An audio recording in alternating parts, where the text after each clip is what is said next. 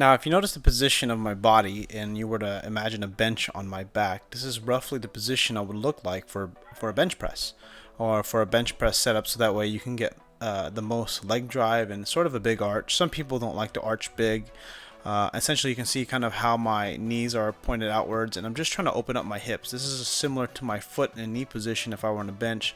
I bend my knees and just trying to get my adductors, because you got to remember that a big part of the bench press, or I should say activating the glutes to open up the hips, is not just the hip flexors but the adductors, because the adductors are actually a big part. And if you have really tight inner thigh muscles and you like to take a wide stance on a bench, you're gonna want to be able to stretch out those inner thigh muscles to make sure that you can essentially arch good, get your glutes to activate really well, and stay nice and tight.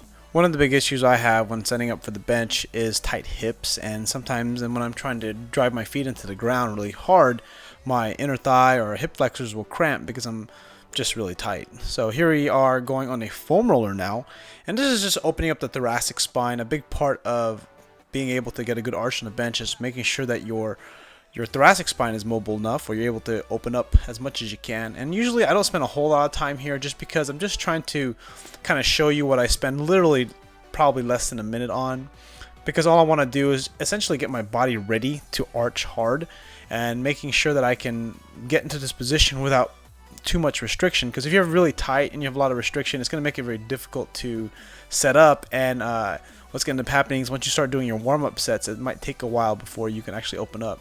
This is not something I do all the time, but it's something to kind of help you remind you that you need to stay open. Like, you can see how I'm lifting my body up. What I'm doing is I'm trying to use my arms as weight as I lower my hips, and then essentially stretch my kind of the section between my thoracic spine and then my my lower back. And then what I'm doing is I'm just testing the position, trying to pretend like how I'm going to set up, working to make sure I can activate my glutes, making sure there's no restriction in my hips, and making sure that I feel alright.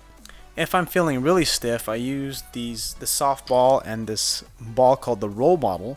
There'll be some links in the description if you're interested in them. The roll model is actually really good for the neck and levator scapula pulls because it's softer.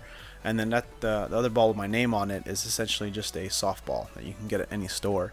And I usually use this when I'm really tight. I'm just showing you here because I'm actually just really tight also, but this is a great way to kind of get some pressure in that spot, because sometimes a foam roller is too thick and it doesn't fit right and you can't press in the right spot. And this is kind of like what I like to do when my hip is bothering me, because sometimes I'll get that if I sit down too much, like if I'm on a long road trip, or sometimes when I go to bed and I'm coming off of maybe doing some heavy sumos and a lot of sumo deadlifts, my hip will start to bother me and will just feel weird, and I'll do this, and this freaking works like a charm.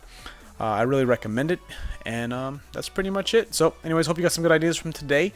Take what works for you, and I'll see you guys on the next video.